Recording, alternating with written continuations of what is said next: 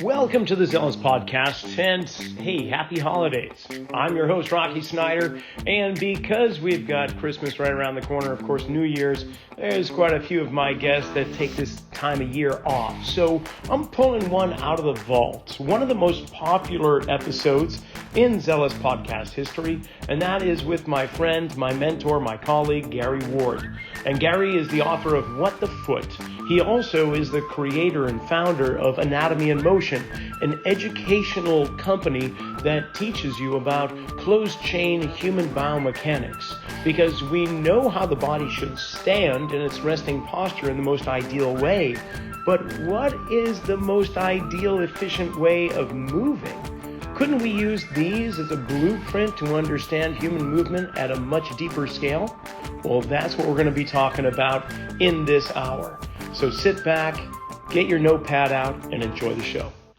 Well, it is truly my pleasure to invite a very special person back on the show, Gary Ward. He and I met, my gosh, it's over 8 years ago now. We're coming up on quite a few years. 2014, March. 2014, March, San Francisco. Yes, Corte Madera. Yeah, it's at I think it was a Great Western. You were giving this course or workshop on anatomy and motion. And it was just the perfect timing for me. I had been studying a little bit of gait mechanics, and for decades I had been studying posture alignment, but not in the sense of how you take that resting posture and move through space. This was the next stage in it. Somebody sent me this excerpt from this book called What the Foot. I read through it and every sentence was ringing true and just bells were sounding. And I said, okay, this is a book I definitely have to order. And lo and behold, it arrived in the mail, and with a little insert, it said, if you like what you see, if you like what you read, maybe join me at a course. And I'm thinking, well, I just sent away to Europe for this book. I would love to just tell my wife and kids I'm leaving and I'm going to Europe for a week or two. But as it turned out, where was the course? But right in San Francisco, just an hour or so north of me. And it was like things, I don't believe in planetary alignments and astral projections and whatnot, but that was one moment where I would maybe consider it. And the rest is history, Gary. It's been so wonderful to be tutored, to be educated, to be under your tutelage and mentoring when it comes to understanding every aspect of biomechanics as it relates to the gait cycle. So first, I'm going to welcome you on. And then we'll give a quick synopsis about the flow motion model and so on. And then let's dive deep into biomechanics. So Gary, hey, welcome. You're still in London, but the limitations there with COVID have opened up, right? Yep. For the most part, you're traveling about. Yeah, we're traveling. We're teaching live courses again. COVID was, I think, probably for everybody a tough time, wasn't it? But it's for us, it's drawn a very distinct line in between the past and the present, and obviously what will become the future. So I feel like that period of time was our opportunity to get a lot of our information online and on the courses.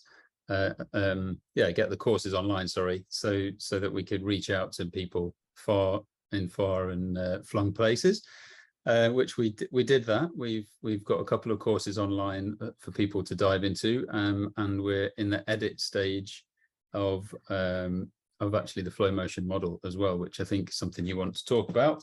But the flow motion model will be available to study online. It's been a difficult thing because it is so deep and so complex and yet simple at the same time, and trying to just put that into a screen that you can learn from has been a fascinating challenge, I have to be honest. I imagine, my gosh. Okay, so for the listening audience may not be familiar with anatomy and motion and the flow motion model and Gary Ward himself, I'll give you a quick, perhaps, background. When I began taking your coursework, it was in different levels or stages where we understood what was happening in a certain moment in the gait cycle through every joint in the body, through three-dimensional space. And then we took it to a different phase in the gait cycle and eventually combined all the phases together for one full cycle, and ultimately understanding all the articulations, all the biomechanics. But it took, for me, several years of really studying and ingraining it into my body and seeing it in other people for me to truly comprehend the flow motion model entirely, because we're talking 400 plus joint mechanics in the body that occur in less than 1 second's time. Over the course of the years, the formats of the workshops changed, ultimately leading just pre-COVID. There were 6-day immersion courses, and those eventually began broken up into a few different days. But you would spend 6 days immersing yourself in gait mechanics and biomechanics through from the nose to the toes, essentially. And when COVID came around, well, couldn't do it in person. So Gary and his team created online courses for lower body biomechanics, closed chain, that is, upper body biomechanics, and more.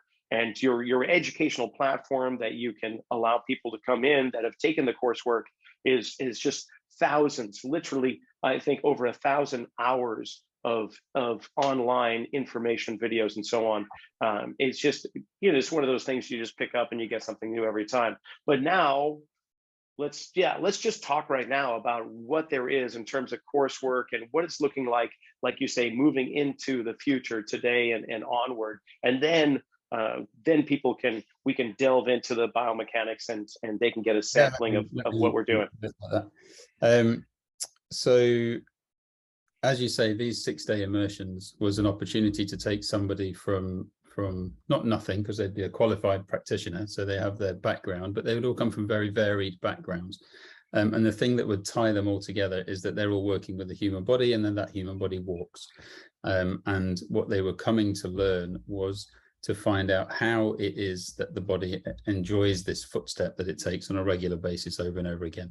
And so I broke that down over 11 years, but there was a very quick period of building out what we call the 5 key phases when the foot is on the ground. And in each one of those phases is an opportunity to observe the joint mechanics that are taking place in a snapshot of time. So there is a moment, for instance, when the foot has the tripod on the ground, the foot is flat on the ground and it's pronating. And if we take a snapshot of that moment in time, can we take a look at what position a person would occupy in that moment? And if you took 10 people, they might all have 10 slightly different positions, but perhaps there's only one optimal one. And it's that optimal one that is the one that I drew up, documented, and have been kind of trying to make clear for people to understand. And so what we then do is we can take a look at those 10 people and see the 10 different positions that they're in, and recognize that there's one that we would like them all to be able to access in order to optimize that moment in time for that person. And that means somebody might be leaning with the head, they might have a pelvis that's too far left, the spine might be straight when it could be bent, a knee might be extending when it should be flexing. And so what we really need to know is the ideal or optimal position that the body should be accessing at that particular moment in time. And of course, when you take the moment before it and the moment after it and the subsequent moments after that, we have 12 phases ultimately that will get us from heel back to heel, heel strike back to heel strike, is we end up with a very clean journey of movement for a joint to experience both of its flexions and its extensions, both of its if it's a spine, it has to laterally flex to the left and laterally flex to the right. And then if it's a pelvis, it might want to rotate left and rotate right. And we know that that filters all the way down to the feet. So any limitations anywhere in the body, I was just thinking, let's say you fell on your side and you landed on your pelvis and it was bruised, and you didn't like adducting that hip, you didn't like sending your pelvis left, you might spend the next 6 weeks putting too much weight on your right foot, and that changes the whole shape of the body and it changes the way you walk. And some people get stuck in those moments in time. And then what happens is they occupy this position, they'll get compression areas in their body, they'll have areas of tension in their soft tissue, and they'll have these issues and complaints called pain and discomfort, which we then go for treatment. And this idea of chasing the symptom and treating their symptom let's say it's a low back, there might not be anything wrong with the low back, it's just not able to be in a different position. So it gets held in a position because of a fall. They have some compression going through the low back, that's their symptom. And then what we do is we take a look at the system using the flow motion model to say, hey, you never get a chance to get your pelvis to the left. If you just got your pelvis to the left, you'd be able to open that space on the right. That would give you some space, give you some movement, give you some opportunity to experience the opposite of what's been causing you the problem. And so the model kind of gives us that, if that makes sense. To take the model, look at the moment the heel hits the ground, call that strike phase. In the gait world, it's called initial contact. What is it that you are thinking strike phase gives for you? What is initial contact? What are the details of initial contact? People might say things like you need to have a dorsiflexed ankle, you need to it needs to be in front of you.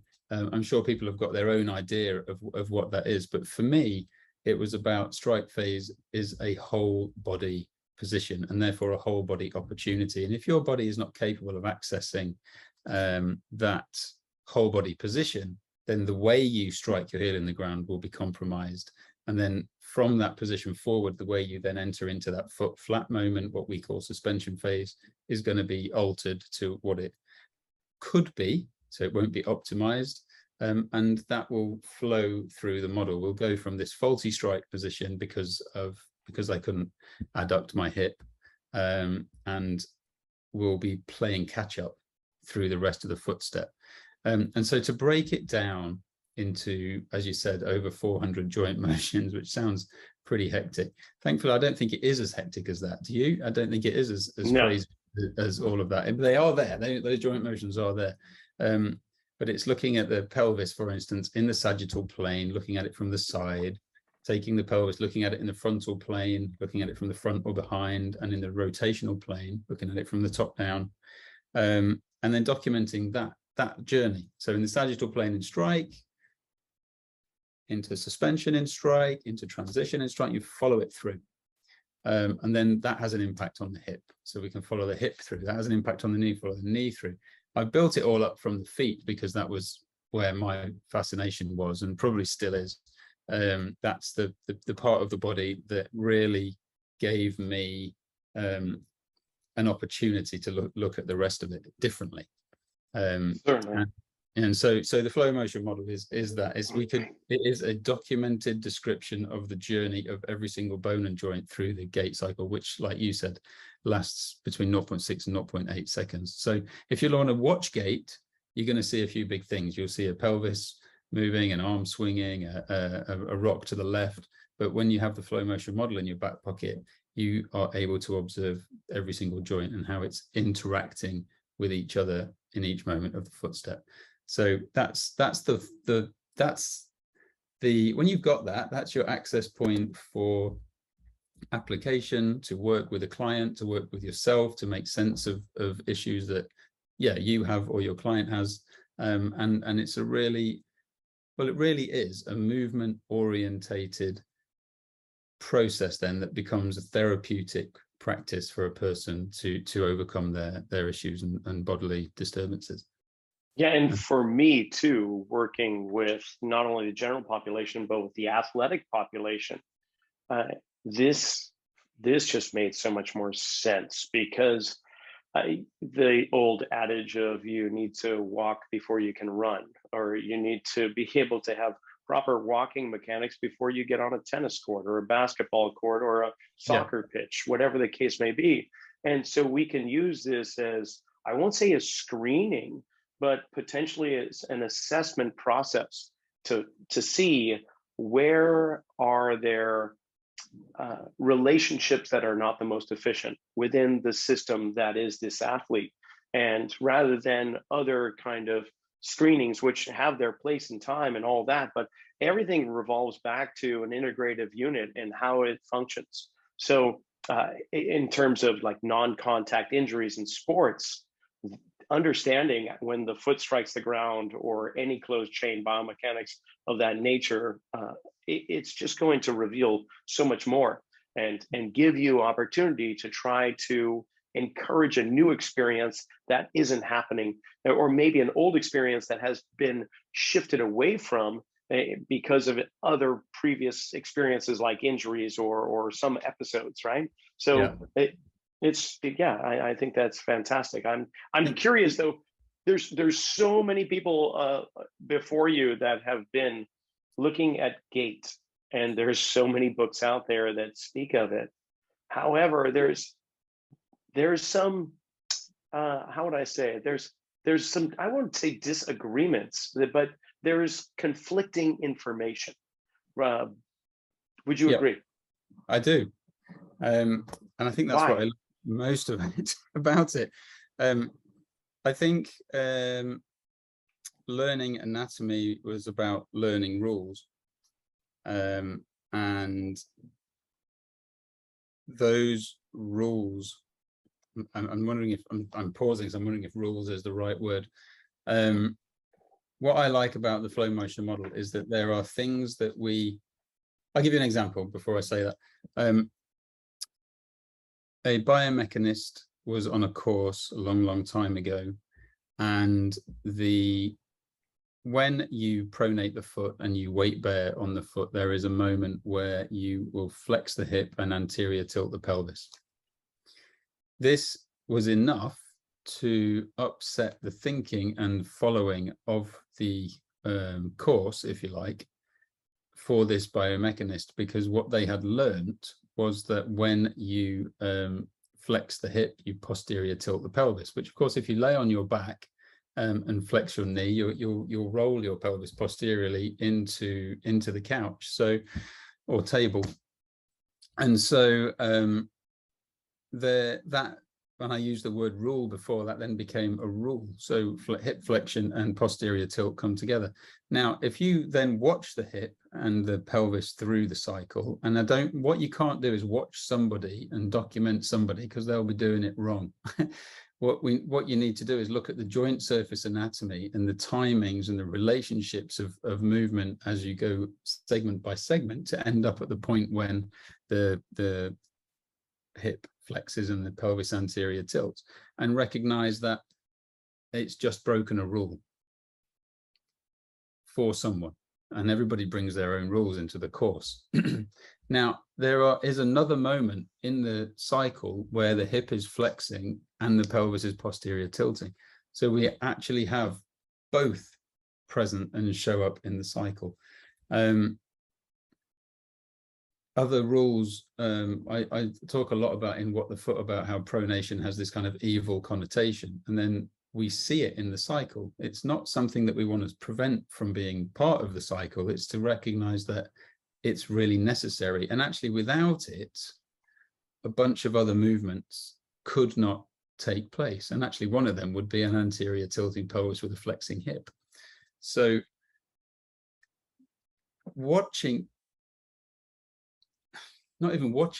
building the model, documenting the model in a non-judgmental space where you're just asking, what is the anatomy supposed to do and when does it do it? You went, oh, that's when that happens.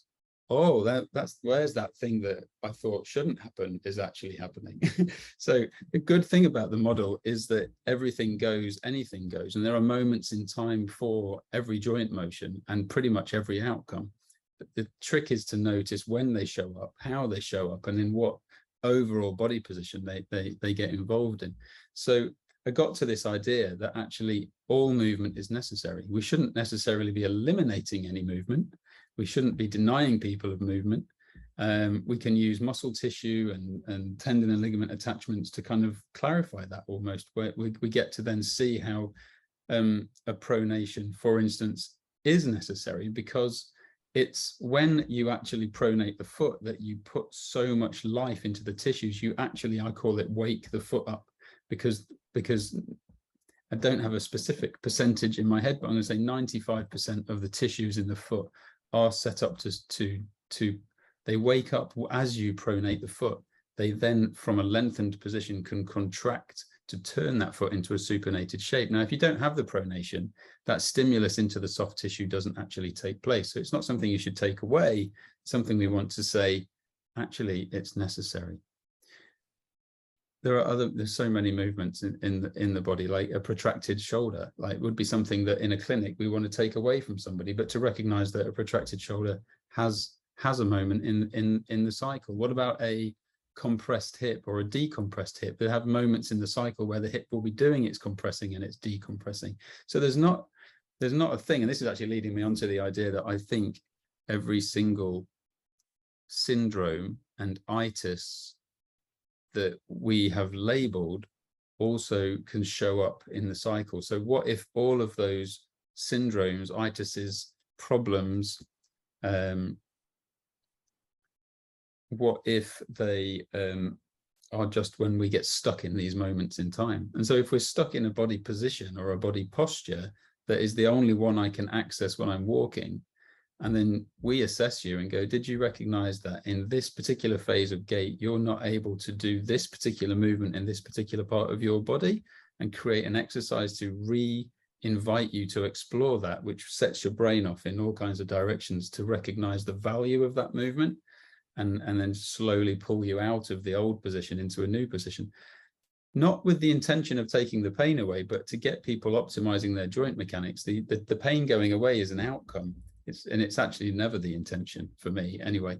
I don't set about working with a client to make them pain-free. I set about optimizing their mechanics and watch with fascination what happens in the journey that they're about to embark upon.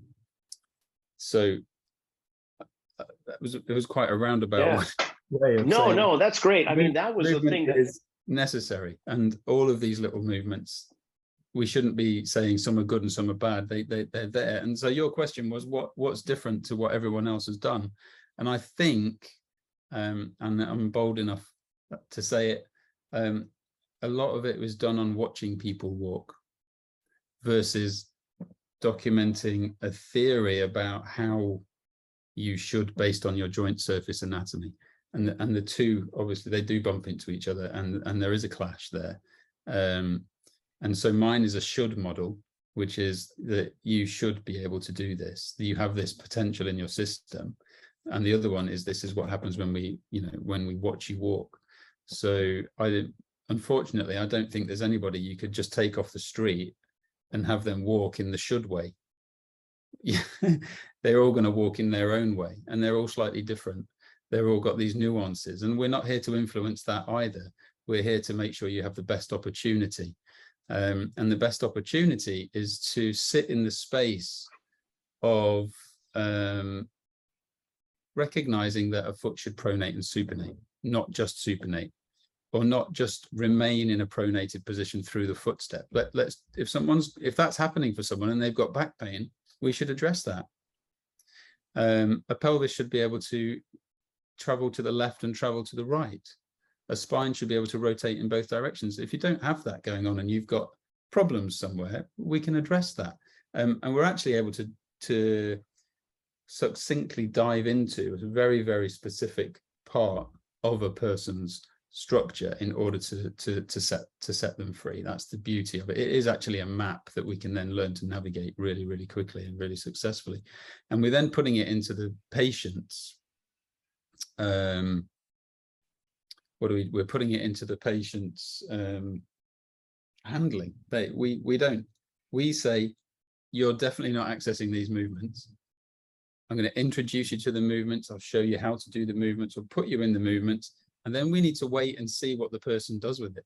Do they reject it? Do they accept it? Do they like it? Does it cause another problem? We have no idea what's going to happen at that point. And that for me has always been an enjoyable and fascinating part of it.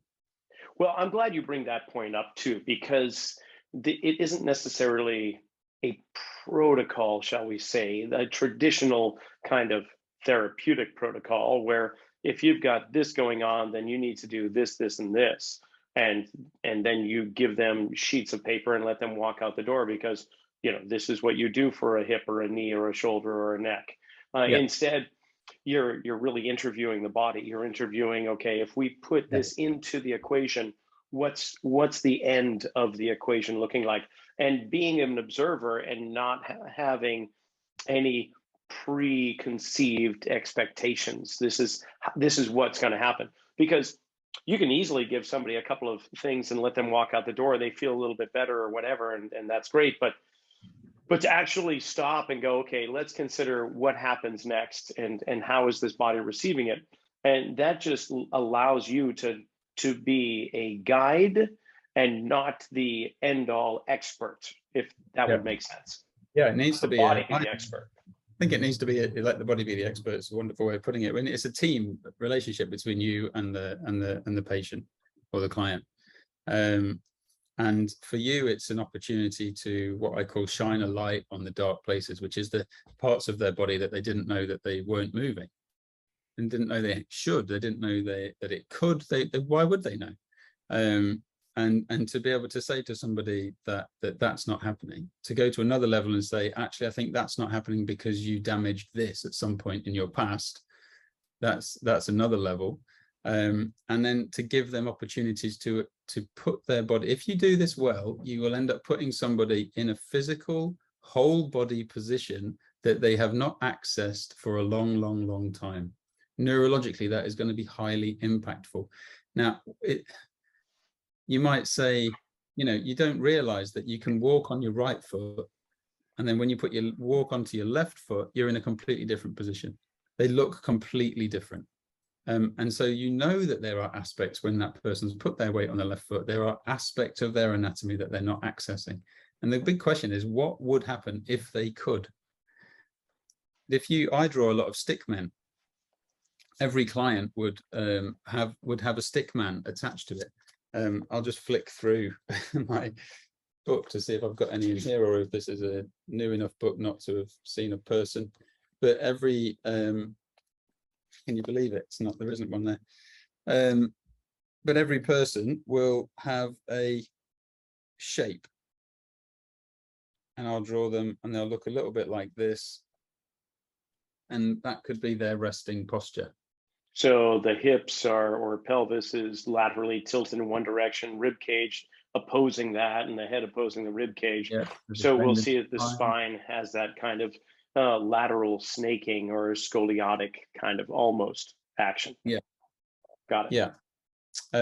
Now, if they were able to access the opposite shape, they would then be able to freely do that left and right. If they're not able to physically access that opposite shape, the way they put the other leg forward would not be too far off that. They might stand up straight. They might have a straight spine.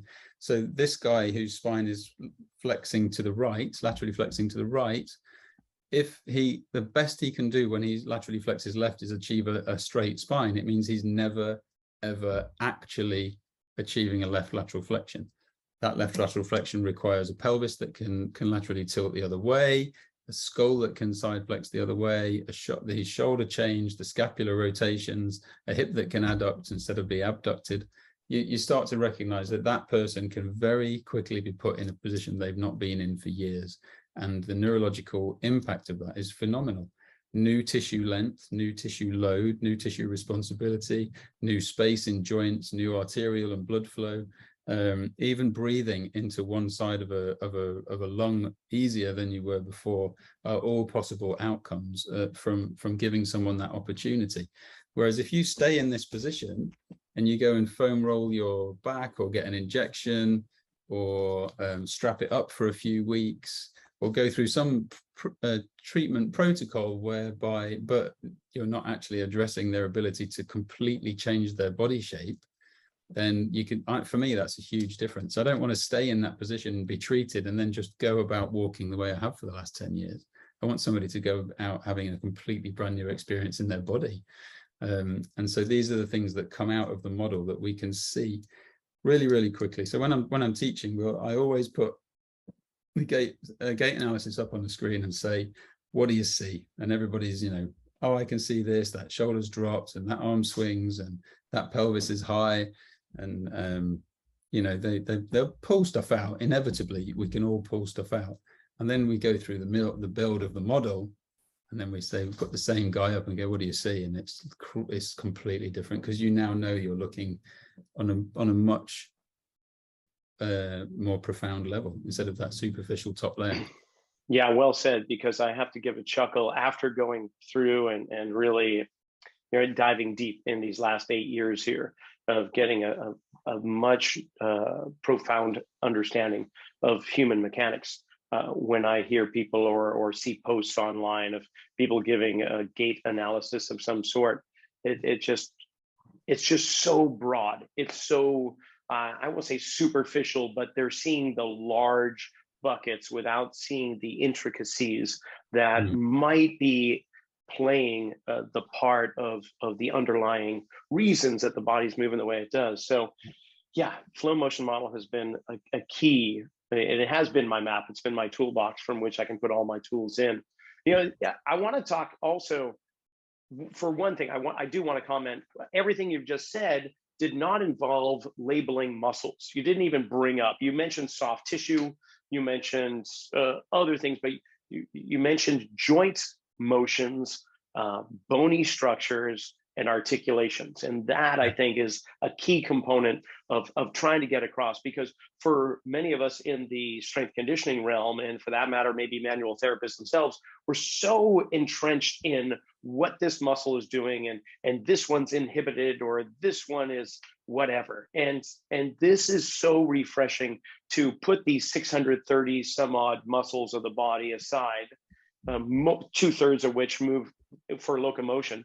So we're talking over, 400 or 500 muscles or whatever. We can put that aside and we can just follow the articulations. We can follow the bony structures of the skull, the rib cage, the pelvis.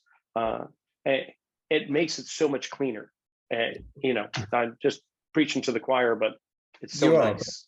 For me, I too was, a muscle guy, and I still love muscles. But I've interrogated muscles so much that they make my head hurt. With joint anatomy, you know exactly where you are. At most, in one structure, you're going to have to worry about three things. Sure. And as I said earlier, when we were talking about the opportunities in the skeleton to see, for instance, we said anterior tilt with a hip flexion, but at another moment, posterior tilt with a hip flexion. So the glute, for instance, we know that if I contract a glute in a sagittal plane, hip extension is one outcome, posterior tilt is another outcome. Now, if at one moment in time I've got an anterior tilt, which lengthens the glute, and a hip flexion, which lengthens the glute, that's great. We've got a lengthened glute. But in the other moment in time, I've got a posterior tilt and a hip flexion. So I've got the posterior tilt, which shortens the glute, and at the same time, a hip flexion, which lengthens the glute. Now my head's starting to hurt. And that's only talking, that's only talking to you in one plane. So there are then you've got two ends to worry about in 3 planes. That's 6 opportunities for lengthening and shortening. And it gets very, very, my word is heady in here very, very quickly. And so I always remember saying that it is possible to put your body in a position where a muscle is long in the sagittal plane, short in the frontal plane, and doing nothing in the transverse plane. And I remember a guy almost fainting at the idea. And so I still remember his face. It's, where you are with joint anatomy. Muscles are set up to manage the joint system, and they will do whatever the hell they need to do that. So we can teach muscles, but they will only be able to do as much as the joint will let them.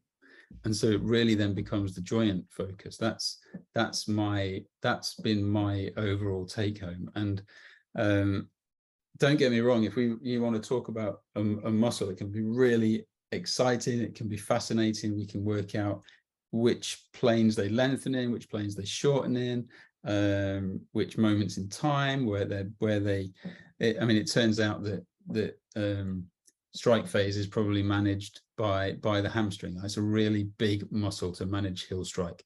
The glutes and proximal hamstrings are a really big moment for suspension phase. Adductors, their moment shows up in shift phase as we're transferring our weight from right leg to left. Psoas is really all about managing our propulsion phases. There's loads of other muscles in the body happening at the same time, but these ones show up where they are all 3 dimensions, all singing, all dancing, all lengthening to decelerate and control the movement. But in the other phases, you're going to find that they're short at one end while long at another end.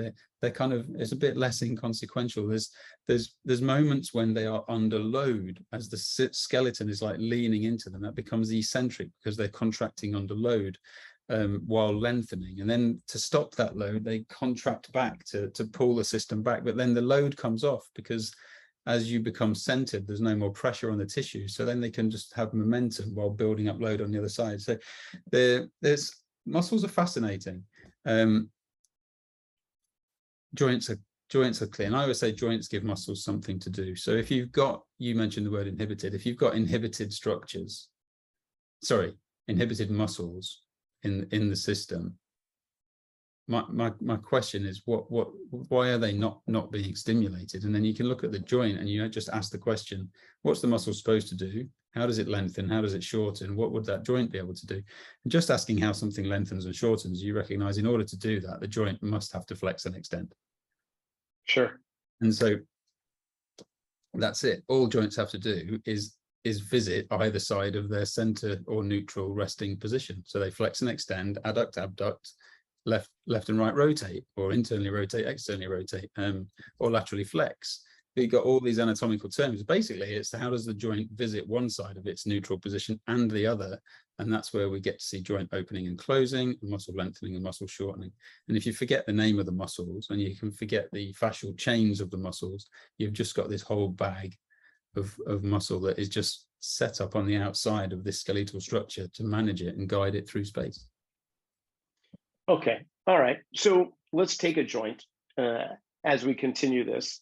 Let's take the knee, because there's a lot of, there's a lot of different thoughts. I won't say controversy because it means that there's a lot of arguing, and maybe there is, but let's just take knee mechanics and how it relates to movement, especially in the closed chain environment. Because I think there's some there's some insight in there that you have that goes against conventional thought, perhaps.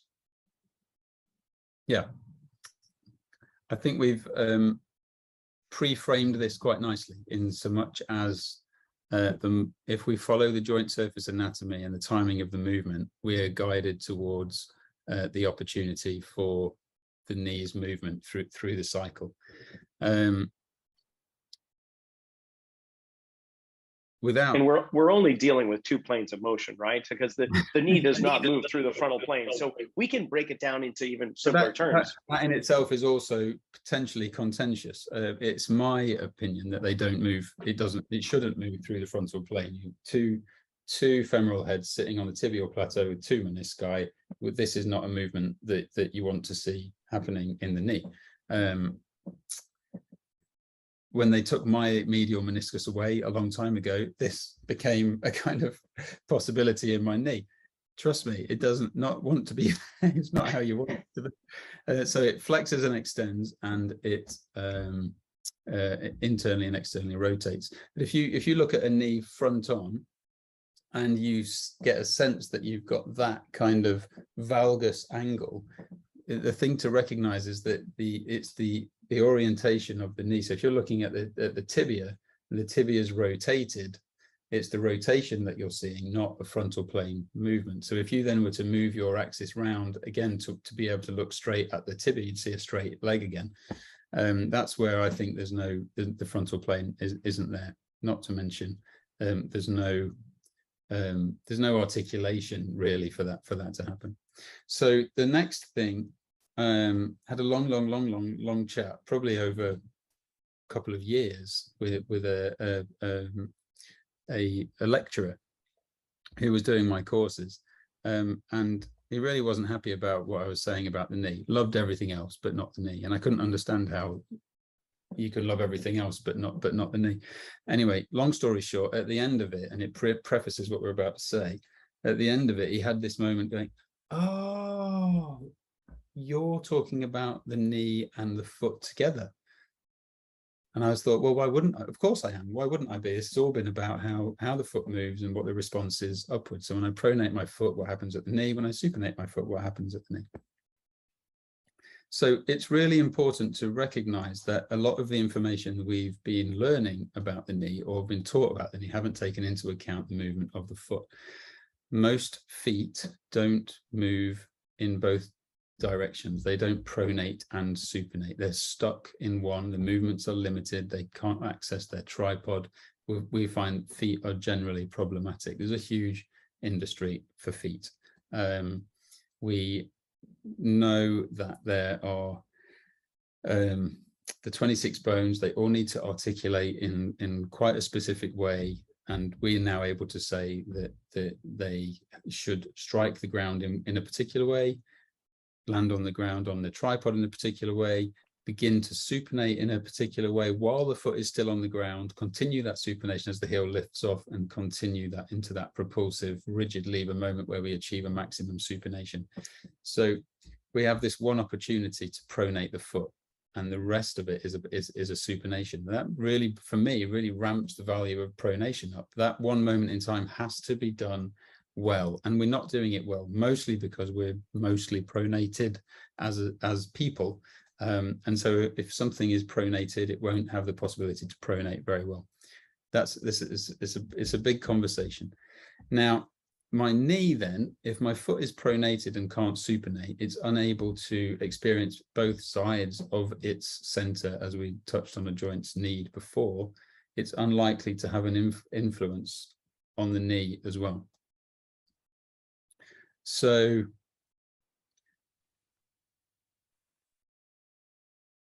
let's go to, I'm just wondering how to pitch this, because it is complex and we're basically talking about it. And my old mentor kind of said, let's face it, movement's not a topic for radio.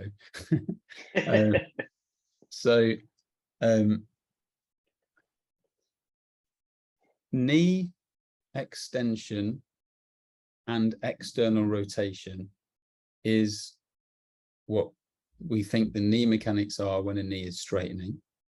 And that means that knee flexion and internal rotation is what should be happening when a knee is bending.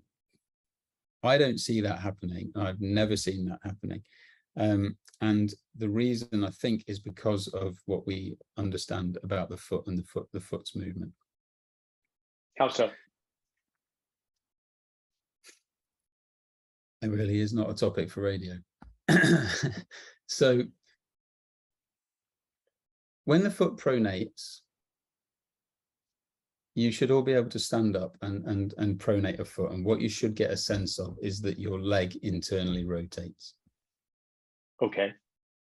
And so if we stand up, what you could do is you could stand up and rotate your pelvis to the right, and you would feel your left leg internally rotate and your foot pronate. And at the same time, you would feel your right leg externally rotate and hopefully your foot supinate. You might lose contact on the first metatarsal, which would take that supination potential away. That's something worth recognizing for yourself. But the knee, what you should be finding is that if you do that, rotate your pelvis to the right, there's your left knee bent and your right knee straightened. Now, when you pronate the foot, the natural partner to that is to internally rotate the femur. And when you supinate the foot, you have an external rotation in the femur. So what you can't do is supinate a foot and internally rotate the femur. And what you can't do is pronate a foot and externally rotate the femur. You might need to listen to that bit again. They're fixed. You can't do it. You could, if you stand up with your left leg forward, bend your knee, put your weight over the left foot, feel the foot kind of pronate or collapse towards the ground, or however it works out for you, and now try to rotate your femur externally. You won't be able to do it without pulling the foot out of its pronated position. It can't happen. Now we come down to semantics at the knee. What is an internal rotation at the knee? What is an external rotation at the knee?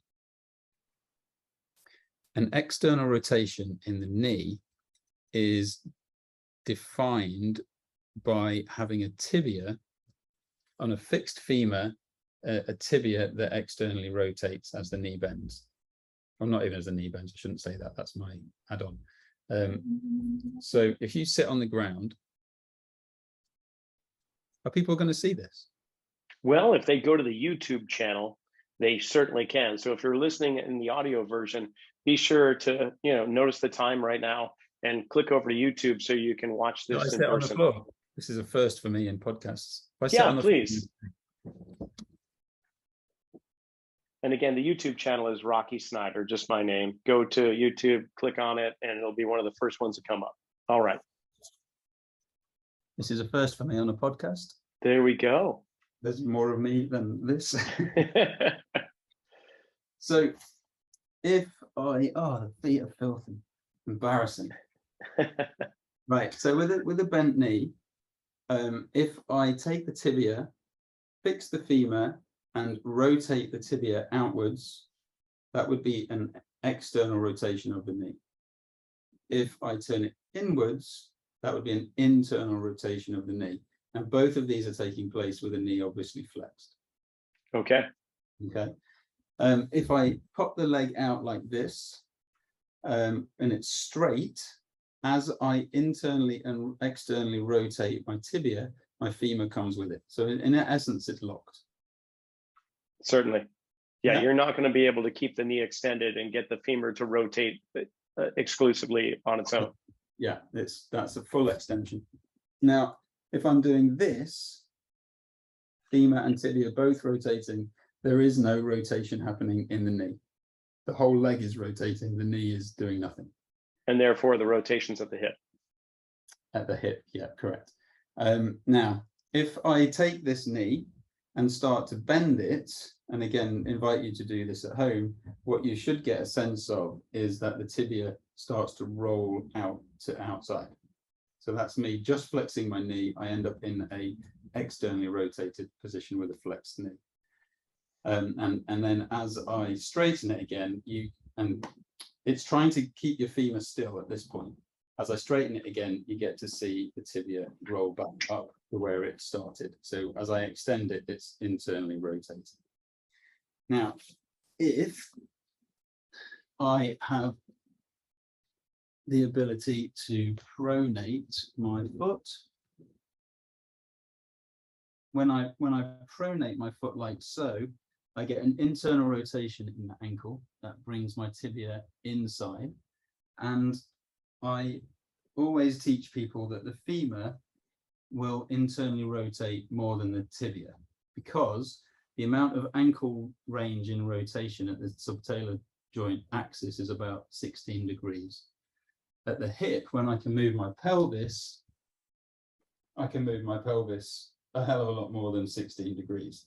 So more movement at the pelvis means more movement in the femur and less movement in the tibia, which matches the movement in the ankle.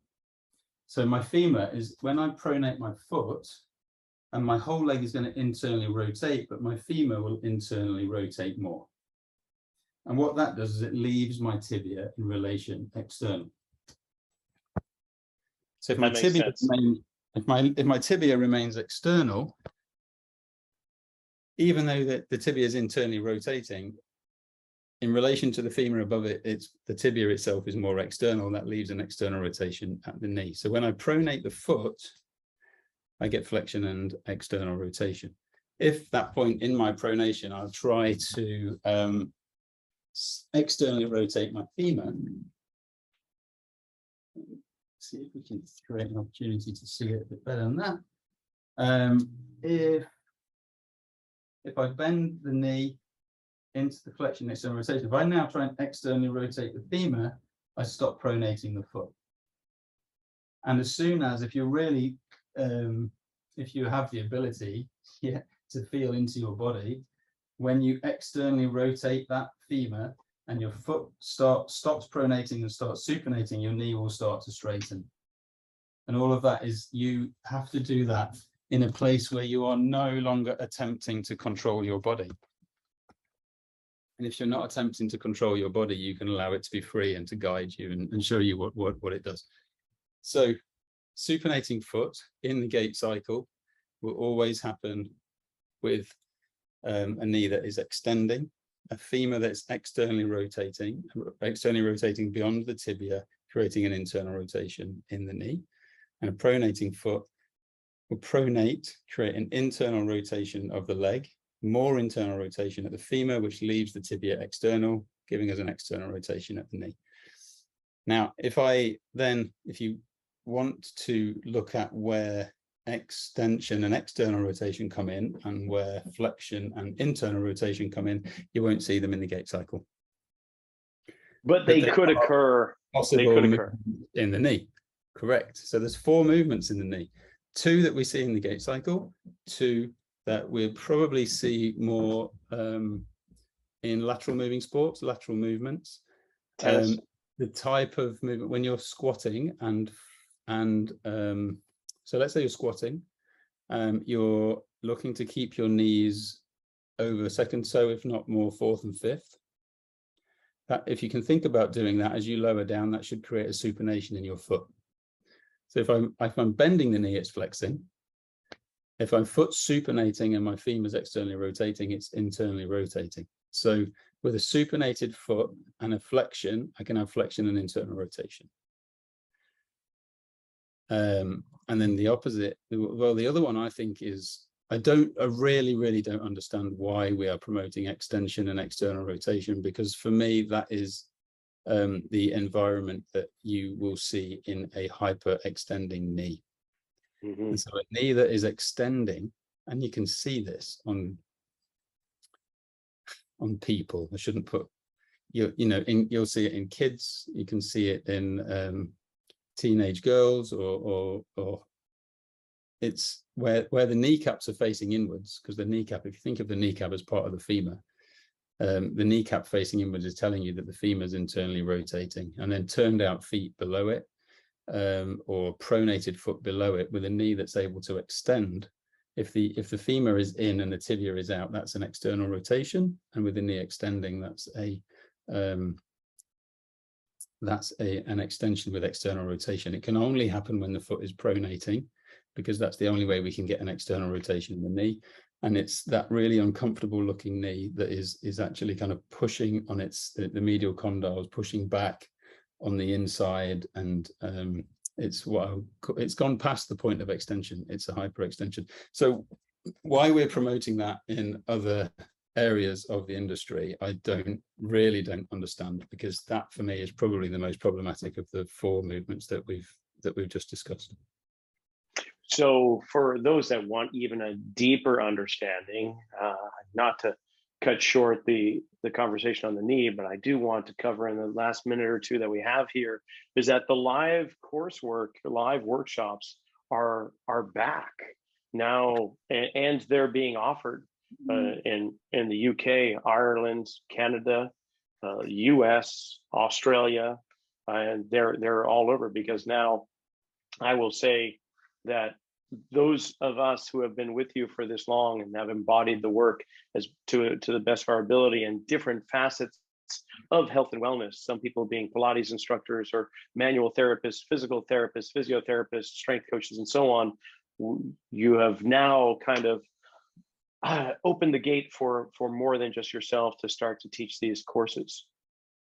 Yeah, well, we have a team of mentors that we've been working with through the pandemic, and I'm really happy, I have to say, that people are willing to go out and teach this work in different parts of the world for me. So my role and responsibility in that is to make sure that the teaching is, following a pattern, if you like, that we're all teaching the same thing and that we're all singing from the same hymn sheet.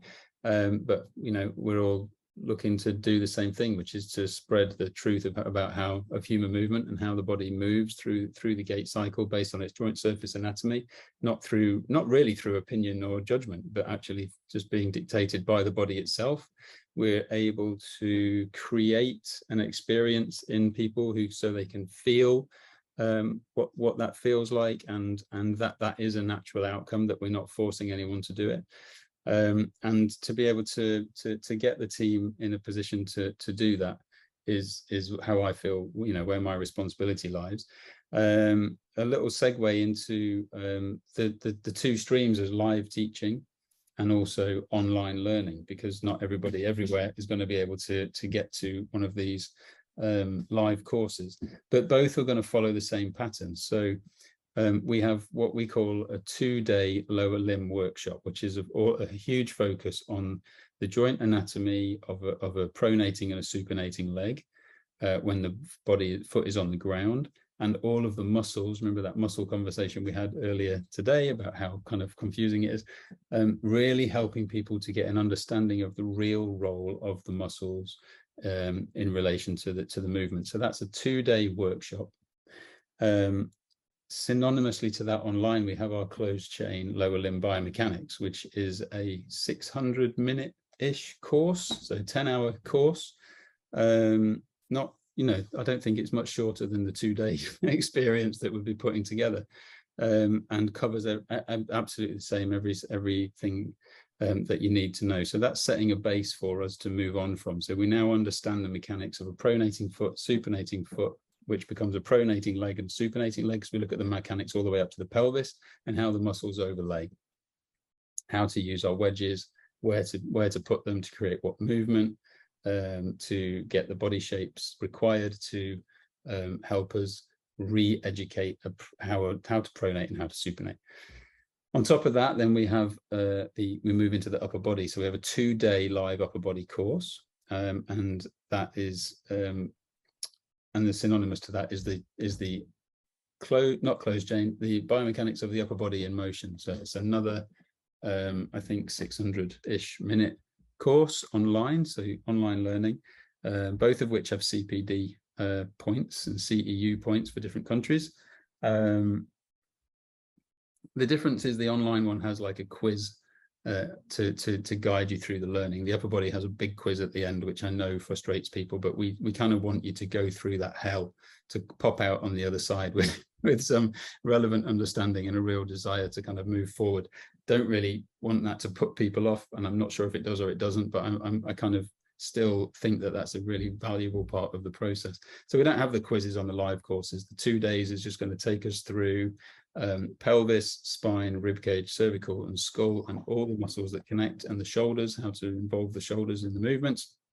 Now we've got a good understanding of closed chain biomechanics from head to toe on what I would consider a basic level, although for most people it's probably quite advanced still. And then we go to the flow motion model 4-day workshop, which is where we're going to invite the student to build out the whole model with us over the 4 days.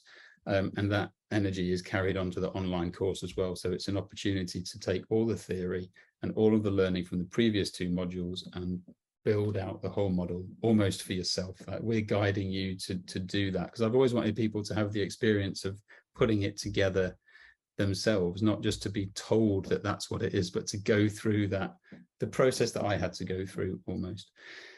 And then the final piece of the puzzle is the application, which is it was going to be a 3-day, but I think it's now becoming a 4-day, another 4 days, which is actually 4 days of taking all of that information that I've just talked about and looking at how we actually physically use it with a person, either on ourselves or with someone else. And in that is incorporating the AIM method, which is basically to look at, in a nutshell, because I know we're short on time, but how we use a person's resting posture, how we assess a person's dynamic posture. Gait analysis is a big part of the flow motion model, but adding to that,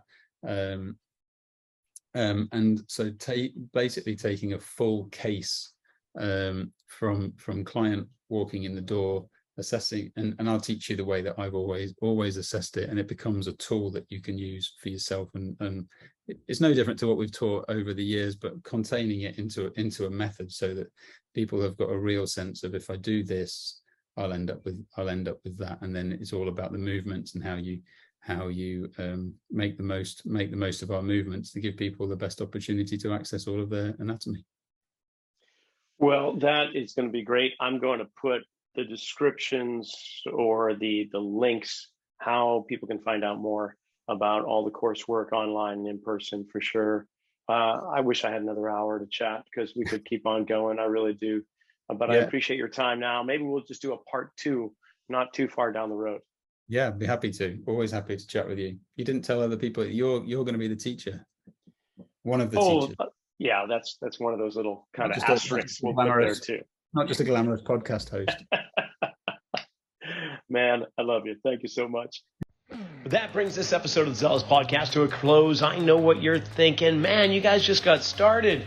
I mean, talking about the knee. What are we going to do next time? Oh, I know. Scapula, SI joints, a whole bunch of different areas that should move in three-dimensional space, but probably get a little gunked up, depending upon what you've been doing with your life and what sports you've been doing for that matter. Heck, we're going to bring Gary back on in the not too distant future. Make sure you subscribe, earmark us, hit the bell, whatever icon's down there to let you know when the next episode occurs, which is every Monday, 6 a.m. Eastern, 9 a.m. Pacific. We'll see you then.